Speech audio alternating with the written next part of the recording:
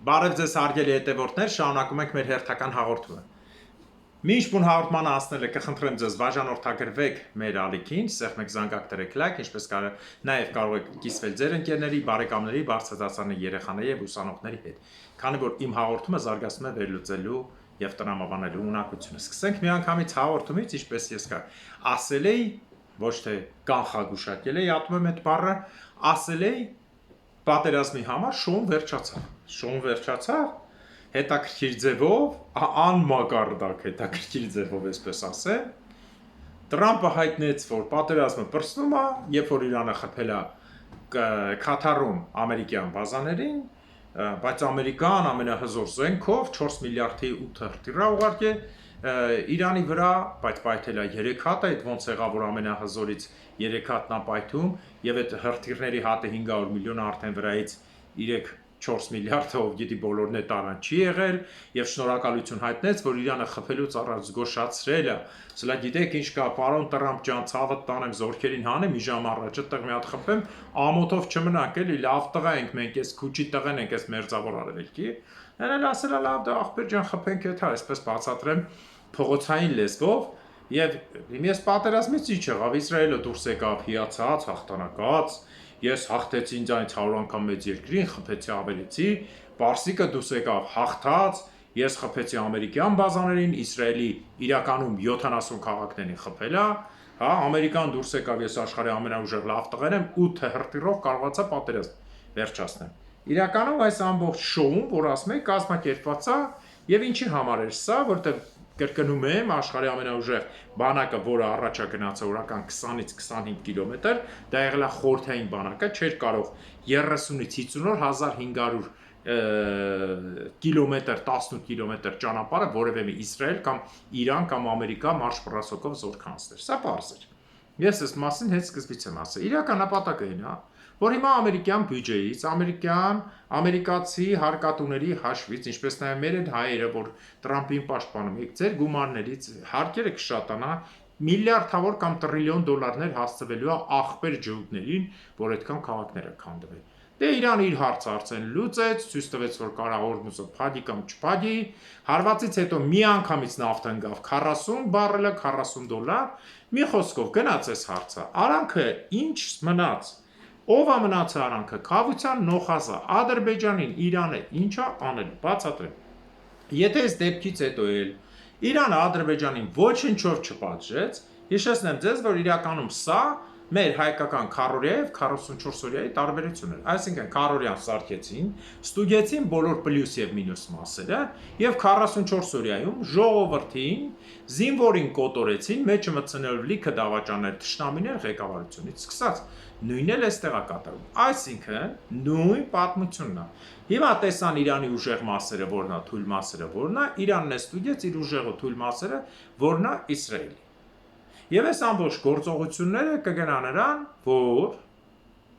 որ պատերազմ կլինի 5 օրից, 10 օրից, 5 ամսից, 20 ամսից, համենայն դեպս պատերազմ հնարավոր է էլի լինի։ Ցմահ խաղաղություն խոստացած Տրամփը, որը Նիկոլի ֆիլիալն է, որի ոչ մի խոսքը ճիշտ չի, ոչ մի պատերազմով կավ իրենք խոսքը ճիշտ չի, սա ուղղակի կապիկություն է։ Արանքը սպանեցին ժողովրդին, իսկ մարդկանց համար ով է մտածում, ես միշտ եմ ասել։ Փող լվալու գործեր։ Տրամփը բիզնեսմեն է, նա կյանքում պատերազմ գնացող չէ։ Եվ այս ամբողջ գործողությունների մեջ եղավ մի բան, Ռուսաստանն նշեց, որ 10 օրվա մեջ չնայած ոչինչ չկարողացավ ուկրաինական ճակատում անի, 10 օրվա մեջ ինքը փորձեց իքբեր մի երկու յուղ, մի երկու ծառ առաջ գնա բարգուն իմաստով ծառ։ Եվ Չինաստանը մտավ խաղի մեջ, ապացուցելով, որ ինքը հետ չի կանգնելու, զորքը վերելու է, զենքը վերելու է, եւ պարսիկները խփելու են։ Ահա այստեղ բրծա, որտեղ հասկացան ելքի իրավիճակի լրջությունը եւ դրա համար ոչ մեկ հատկապես Տրամփն է չէր գնալու այդ հարցին։ Տրամփը ոչ էր գնալու Ամերիկայի կողմից կործանման։ Պարզա, ոչ էր գնալու Ամերիկայի կողմից կործանման երկրի։ Տրամփը ով է, որ դրած մարդ է, էլի կենթանի ինքան, որ ինչ։ Եվ այս ամբողջ գործողությունների մեջ երևաց երեսը 11 օր սուտ շոուն սարքեցին, աշխարհին իբր վախեցրեցին, ամեն պատերազմին վախեցնում են համաշխարհայինով, բայց չի ստացվում, հա, նույնն է սա էր, հիմա զոհ ունենք։ Ադրբեջանը պիտի պատասխան ստանա։ Եթե այսքանից հետո Իրանը պատասխան չտվեց, այն գործողությունների, որ Ադրբեջանն արել, իսկ ես մինչև այդ ասել եմ, ցանկացած պատերազմ ունի իր զոհերը, իր մատաղացուն հիմի պետք է Ադրբեջանը, եթե չարեցին հաջորդ պատերազմը արդեն կազմակերպված, այս անգամ Ադրբեջանի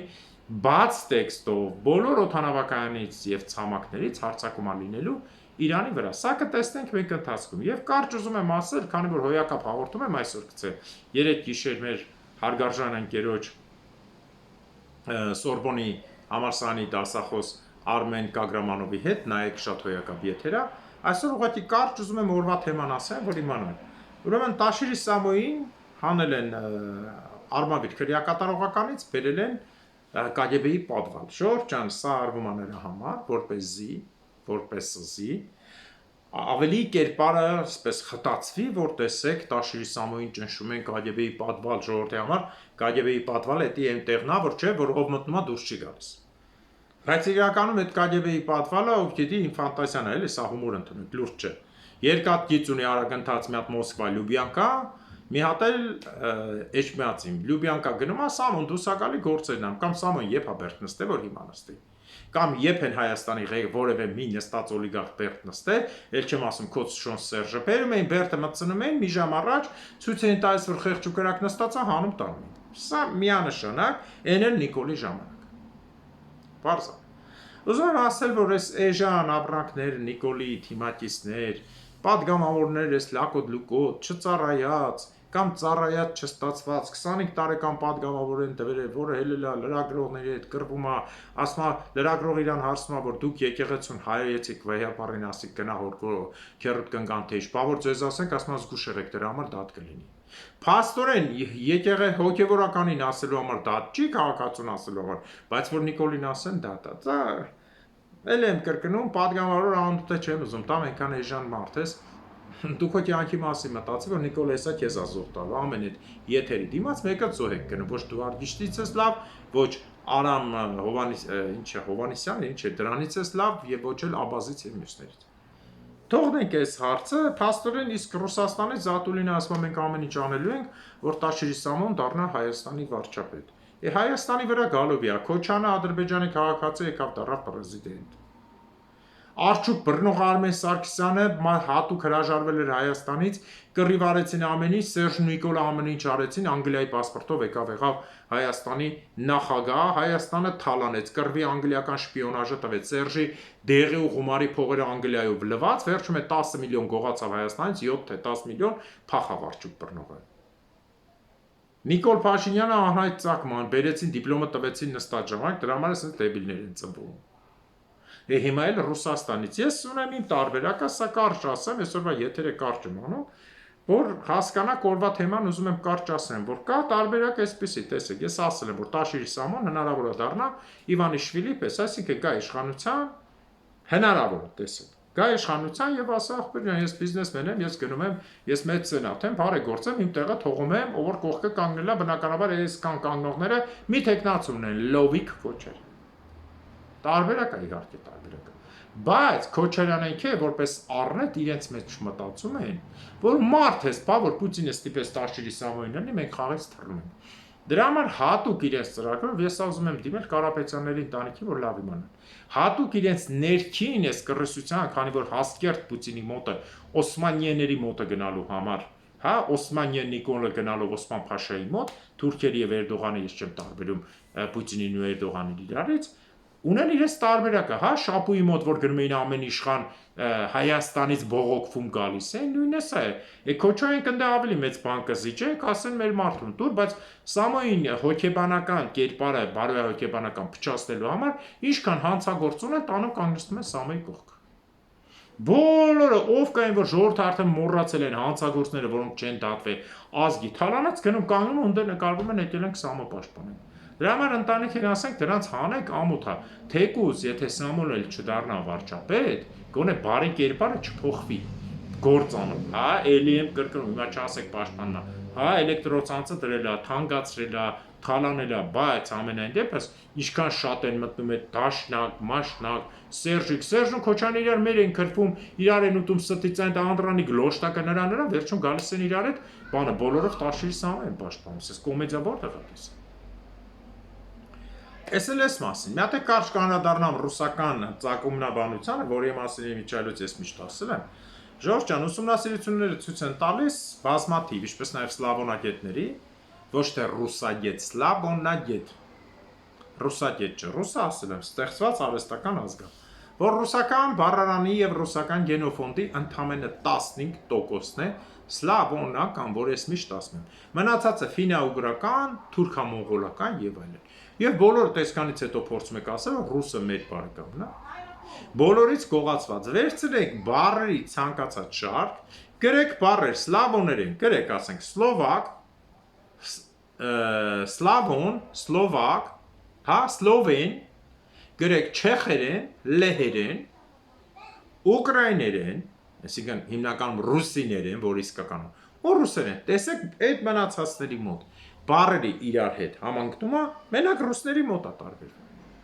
Ուշադիր եղեք հազարավոր բառեր, նույնիսկ խոսքի իմաստ իրենց չի։ Սրանից նրանից գողացած ռուսեն ունի 1450 չէ 1480 բառ թաթարերենից վերցրած, սկսած արբուզ եւ այլն բառեր։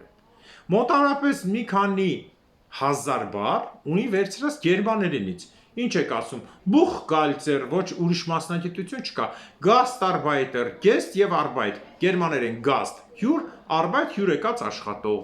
պլաց գերմաներեն հրապարակ բառնա, շլանկ գերմաներեն շլանկը օծնա, այսինքն երկար ռետինե շլանկ, ռեզինիվի շլանկ, բոլորը, այսինքն այնքան բառ կա, որ ռուսները վերցրել են գերմաներենից, գայկա, բոլտ, այդ ամեն ինչը բոլորը, այդ ինչ ասում ես դյուբել, մուբել, դրանք բոլորը գերմաներեն բառեր են, արտադրողը գերմանացին է, ոնց կարա բառը ռուսեն։ Պարզ է, այսինքն այսօրվա դրությամբ թուրքական պետություն շղարց չքաշած երեշտին, թե ինքը քրիստոնյա է։ Ահա սա է Ռուսաստանը։ Եվ այսօրվա դրությամբ ռուսական կայսրության, այսինքն օսմանիեների ստեղծած ցանկացած պրոյեկտ այսպես միանգամից փլվում է։ Ստեղծեցին մեծ սլավոնների պետություն եւ այլն սովետի ժամանակ զենքով մտան։ Ուրա, ոչ մեկ իր հետ չի, բոլորը ատում են իրեն։ Բոլոր երկրները, ով խոսում է սլավոնական լեզուներով, բուլղարները,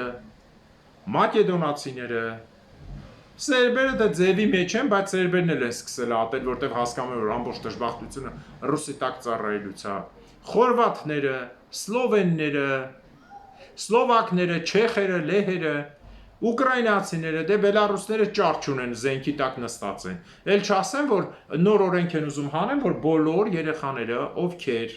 դպրոցներում այլ ազգ են, կտրուկ արգելել, ծնողների տուգանել, եթե նույնիսկ փողոցում խոսեն իրենց ազգային լեզվով։ Իմիջիալը Ժորժ ջան, սա բյուզանդական, հռոմեական կայսրության քանդումներ։ Մինչև այդ ասել են, բոլոր թագավորները, կայսրները հայ են։ Երբ որ նստան լատինները փորձեցին այս լատին ջուդական ուղղությամբ վենետիկյան եւ այլն փորձել ասել, որ միայն լատիներենն է պետական լեզու,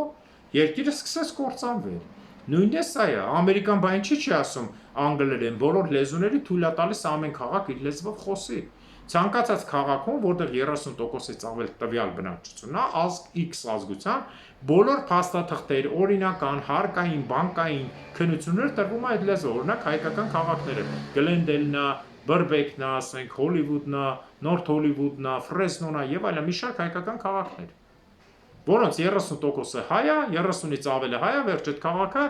այդ լեզվով արխային կարս գրես հանձնես Ռուսաստան այդպես բան չկա։ Սոչի Կրասնոդար 99% հայ են, բայց ստիպում են բոլորը ռուսերեն։ Հայերը ավելի շուտ են ապրել այդտեղ, չերկեզահայերը, ինչպես նշեցին մեր պատմաբանները, ռուսով է, ռուսը երբ է եկել այդտեղ։ Ռուսը 300 տարի չի եկել այս կողմերը Կովկասը, 250-300։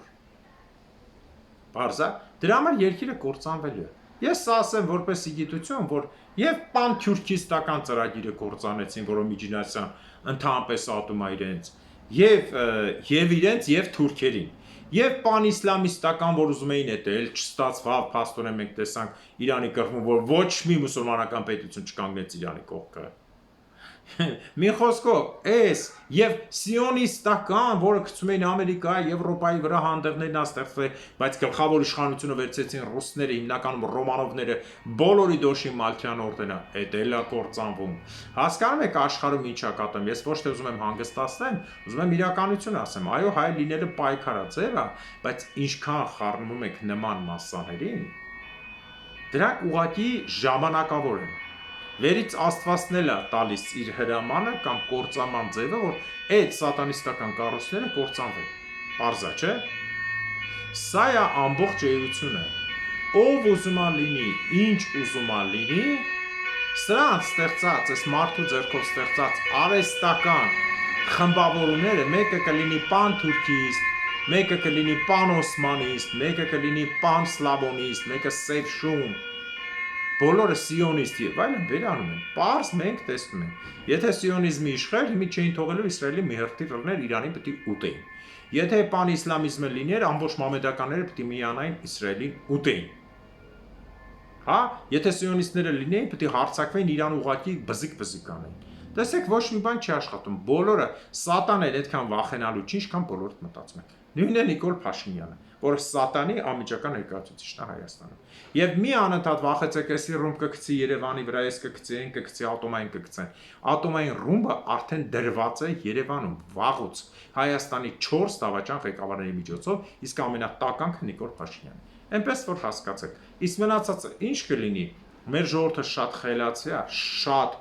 հոգեբանորեն ամեն ինչի պատրաստ, փորձված։ Տեսեք, բոլորը վերանում են, բոլորը գնում են իրենց արկածախնդրությունների տակ պարկում են բացի հայից։ Ամեն ինչ ունի ժամանակը եւ ամեն ինչ ունի սկիզբ ու վերջ։ Այսքանով ուզում եմ ավարտել մեր այսօրվա հաղորդումը։ Մաղթում եմ ձեզ լավ օր, Աստված թող արժանին պատժի Հայաստանի ներքին ու արտաքին թշնամիներին, Աստված թող արժանին պատժի ամալեկների թշնամիներին։ Հաջորդ տարին Արցախում, Նախիջևանում, Գանձակում, Բագարանում, Բուշում, Վանում, Կիլիկիայում, Անգորայում եւ Պորսում։ Ամեն։